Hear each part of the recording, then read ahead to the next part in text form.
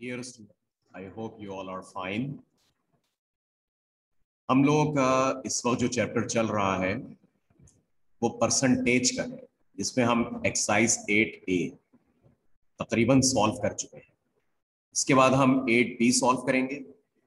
ये जो पिछला चैप्टर था एरिया एंड पैरामीटर, इसके कुछ टॉपिक्स रह गए थे, जिसमें एक area and parameter of triangle था और साथ साथ कुछ कॉम्पोजिट शेप्स था।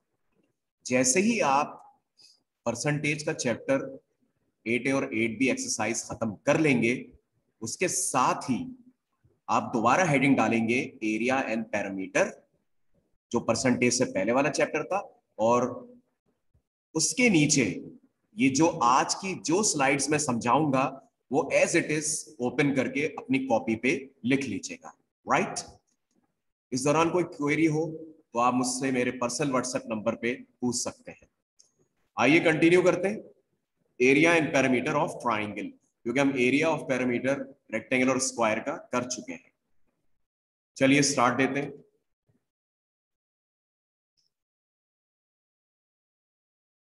फॉर्मूला ऑफ एरिया, आपके सामने एक ट्राइंगल बना हुआ है जिसका नाम है ABC। याद रखिएगा, ट्राइंगल को उसके कोनों के नाम से स्टडी किया जाता है। अगर कोई पूछे कि ट्राइंगल का नाम क्या है तो आप बोलेंगे ABC। तो ABC ट्राइंगल है। राइट? ट्राइंगल वो शेप होती है जिसके 3 साइड्स और 3 एंगल्स होते हैं। हमारा यहाँ डिस्कशन है एरिया ऑफ अ ट्राइंगल, तो मैं ब्रैकेट में लिख दिया ABC, यानी हम ABC ट्राइंगल की बात करेंगे। अब आप इसमें एक बात देखेंगे, मैंने A से बिल्कुल सीधी एक लाइन ड्रॉ की जो BC के ऊपर आके ड्रॉप हो गई और उसका नाम दे दिया D। जब कोई सीधी लाइन आकर किसी जगह पे ड्रॉप होती है तो इस लाइन को कहते हैं बाइसेक्टर। क्या कहते हैं? बाइसेक्टर। और ये परपेंडिकुलर बाइसेक्टर कहलाएगा, क्योंकि ये आपका BC के सेंटर में गिर रहा है और दोनों तरफ 90-90 बना रहा है। लफ्ज परपेंडिकुलर का मतलब है कि ये लाइन जो आके जब यहां ड्रॉप होगी तो ये दोनों तरफ 90 बना रहा होगा, तो इसको बोलेंगे परपेंडिकुलर। और अगर यही लाइन BC के सेंटर में गिरेगी, यानी BD और DC की लेंथ जब बराबर होगी, तो ये कहलाएगा बाइसेक्टर। ये आपका असल में ट्राइंगल की हाइट होती है जो सीधी जा रही होती है।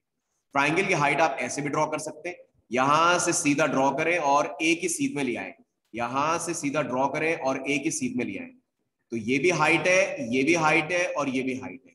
तो ये तीनों हाइट हमेशा बराबर होंगी, चाहे वो ट्राइंगल के बाहर से ड्रॉ की जाए या ट्राइंगल के अंदर से। एरिया ऑफ अ ट्राइंगल का formula A is equal to half base into height. इसमें AD जो है वो हाइट है और BC जो है वो बेस है। ठीक है? और यहां पे BE और CF आपकी हाइट्स हैं और ये तीनों हाइट सेम होंगी। ये फॉर्मूला आपको याद रखना है, A is equal to half base into height. Question number 1, area निकालना है। AD हाइट है, BC बेस है, जैसे मैंने आपको बता दिया। अगर AD की लेंथ 6 होगी और टोटल BC, क्योंकि ट्राइंगल ABC की बात कर रहे हैं, तो ये ABC इसकी टोटल बेस पूरा का पूरा BC बेस होगा और AD हाइट होगी। जब आप AD की जगह 6 रखेंगे और BC की जगह 9 रखेंगे तो 6 यहाँ आएगा, 9 यहाँ आएगा, 2 3 6, 3 9 27। तो एरिया इसका आ गया 27 स्क्वायर सेंटीमीटर। एरिया की यूनिट के ऊपर पावर 2 लगाना जरूरी होता है। आगे चलते हैं। क्वेश्चन नंबर 2, अगर उलट हो के एरिया दिया हुआ हो, बेस दिया और हाइट मालूम करनी हो, तो एरिया की जगह आपने 24 लिखा, हाफ ऐसे ही रहा, बेस की जगह 6 लिखा और हाइट की जगह h लिख दिया। 2 1 2, क्योंकि 2 नीचे है, 2 1 2, 2 3 6, तो ये आ गया 24 इक्वल टू 3h, और 3 जब नीचे आके 24 के डिवाइड हो गए तो हाइट आ गई 8 सेंटीमीटर, यानी कि 8 सेंटीमीटर की ये वाली हाइट। यही हाइट ये वाली होगी और यही हाइट ये वाली होगी। आगे चलते हैं। अच्छा, अभी मैंने जो आपके सामने ट्राइंगल बनाया था उसमें आपकी हाइट यूं आ रही थी, यानी A से ड्रॉ होकर नीचे ड्रॉप हो रही थी, ऊपर से नीचे की तरफ। अब आगे वाले डायग्राम देखिएगा, अब के ये इस तरह जा रही है, यानी कि B से लेकर D तक। तो हाइट चाहे यूं हो चाहे यूं हो, लेकिन जरूरी है कि दोनों हाइट सेम हो। हाइट यूं भी आ सकती है और हाइट यूं भी आ सकती है। इसलिए आज से BD आपकी 10 सेंटीमीटर अगर है और AC आपके बेस हो जाएगा। याद रखिएगा जिस पर 90 डिग्री ड्रॉ हुआ होगा जहां 90 डिग्री जमीन पे नजर आ रहा होगा वो पूरी की पूरी बेस कहलाएगी। जब 90 यहां था तो बेस ये थी, जब 90 यहां बनेगा तो बेस ये हो जाएगी। हाफ, 2 5 10, 5 5 25, 25 स्क्वायर सेंटीमीटर, ये आंसर। क्वेश्चन नंबर 4, काफी इंपॉर्टेंट क्वेश्चन। याद रहे कि इसमें ए डी बी ट्राइंगल को दो हिस्सों में रीड किया जा सकता है। ए डी बी ये भी 90 डिग्री है, सी डी डी ये भी 90 डिग्री है। अगर एरिया 24 है, हाइट 2.4 है। अब मैंने डेसिमल में सवाल ले लिया क्योंकि डेसिमल में लोगों को बहुत मुश्किलात होती है, और बेस लिखी, फॉर्मूले में 24 आ गया, हाफ बेस इनटू हाइट। अब 2.4 से अगर कैंसिल हो रहा है तो सही है, वरना मैं क्या करूंगा, 2 को जाके 24 से मल्टीप्लाई करूंगा, ये बेस इंटू 2.4, 24 इंटू 2 48, क्योंकि 2 नीचे था, 24 से वहां जाके मल्टीप्लाई हो जाएगा। फिर मैं 2.4 का डेसिमल रिप्लेस करूंगा, डेसिमल नीचे है तो ऊपर एक जीरो लग जाएगा, 480/24, तो ये आएगा बेस 20 सेंटीमीटर, यानी कि पूरा बेस AC आएगा 20 सेंटीमीटर, राइट। अच्छा, बाज दफा पूरे ट्राइंगल में बेस होता है, बाज दफा दो बेसिस भी हो सकते हैं। जैसे फॉर्मूला लिखा, AD को हाइट ले लिया और BC तो बेस है, लेकिन अगर मैं बोलूंगा ट्राइंगल ADB का एरिया निकालें, ADB का मतलब है अब आपको ये वाला ट्राइंगल लेना है, आपको फुल ट्राइंगल नहीं लेना, उसका मतलब बेस अब उसकी ये वाली हो। अगर होता ट्राइंगल ABC तो बेस ये पूरी हो जाती, अब ये है ट्राइंगल ADB तो बेस सिर्फ इतनी होगी। BD 16 centimetre, AD height 8 centimetre, value put की, 2 8 16, 8 8 64 स्क्वायर सेंटीमीटर। एक और सवाल, अब आपको ट्राइंगल ADC देखना है, उसका एरिया निकालने का तरीका, मैंने BD दिया हुआ है 6 और BC दिया हुआ है 17, मुझे एरिया निकालना है ADC का, इसका मतलब है बेस इसका DC होगा। 19 में से, सॉरी मैंने गलती से 17 लिख दिया, यहाँ 19 आएगा, 19 में से जब 6 निकालेंगे तो यहाँ 13 आ जाएगा, उस लिहाज से यहाँ बेस जो बनेगा वो होगा 13, और हाइट मैंने यहाँ पे 4 ली है, 2 2 4, 2 13 26। रिपीट करता हूं, मुझे आपके ट्राइंगल लेना है ADC। अभी तक मैंने जो क्वेश्चंस कराया उसमें फुल ट्राइंगल लिए तो बेस भी फुल होगी।